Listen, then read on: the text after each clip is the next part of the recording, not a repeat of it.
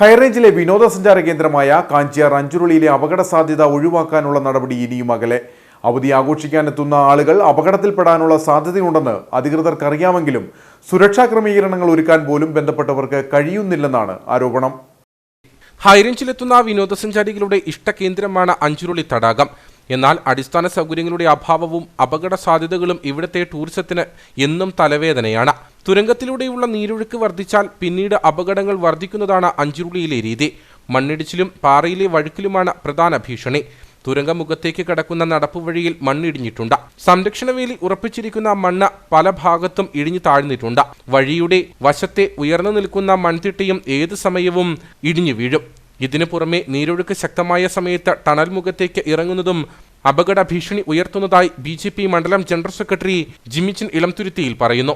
ഇവിടെ എത്തുന്ന ടൂറിസ്റ്റുകൾ കേരളത്തിന്റെയും രാജ്യത്തിന്റെയും വിവിധ ഭാഗങ്ങളിൽ നിന്ന് ഇവർക്ക് ഈ പ്രദേശത്തെപ്പറ്റി യാതൊരു ബോധ്യമുള്ള ആളുകളില്ല. അതുകൊണ്ട് തന്നെ ഈ വെള്ളത്തിലിറങ്ങുകയും അതുപോലെ അപകടം ഉണ്ടാകാനുള്ള ഒരുപാട് സാധ്യതകളാണ്. അതിനെ നിയന്ത്രിക്കാൻ ഇവിടെ ടൂറിസവുമായി ബന്ധപ്പെട്ട് യാതൊരു തരത്തിലുള്ള സംവിധാനങ്ങളും നാളിതുവരെ നിരവധിയായിട്ടുള്ള ആവശ്യങ്ങൾ ഉയർന്നിട്ടുണ്ടെങ്കിലും ഇതുവരെ ആരും ചെയ്തു തന്നിട്ടില്ല. പഞ്ചായത്തോ ബന്ധപ്പെട്ട ഡിപ്പാർട്ട്മെന്റുകളോ ഒന്നും ഈ ഒരു കാര്യത്തിൽ വേണ്ടത്ര ഒരു ഇത് കാണിക്കുന്നില്ല. വലിയ അപകടം ഉണ്ടായതിനു ശേഷം എന്തെങ്കിലും ചെയ്തിട്ട് കാര്യമില്ല. മുൻപൊക്കെ തിരക്കുള്ള സമയങ്ങളിൽ പോലീസ് ഉദ്യോഗസ്ഥരെ സുരക്ഷാ മുൻകരുതലിന്റെ ഭാഗമായി അഞ്ചുരുളിയിൽ നിയമിക്കാറുണ്ടെങ്കിലും ഈ ക്രിസ്തുമസ് പുതുവത്സര അവധിക്കാലത്ത് ഇതുണ്ടായിട്ടില്ല.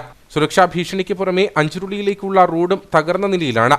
പ്രധാനമന്ത്രി ഗ്രാം സഡക് യോജന പദ്ധതി വഴി 15 വർഷങ്ങൾക്ക് മുൻപ് നിർമ്മിച്ച റോഡ് പൂർണ്ണമായി തകർന്ന നിലയിലാണ്.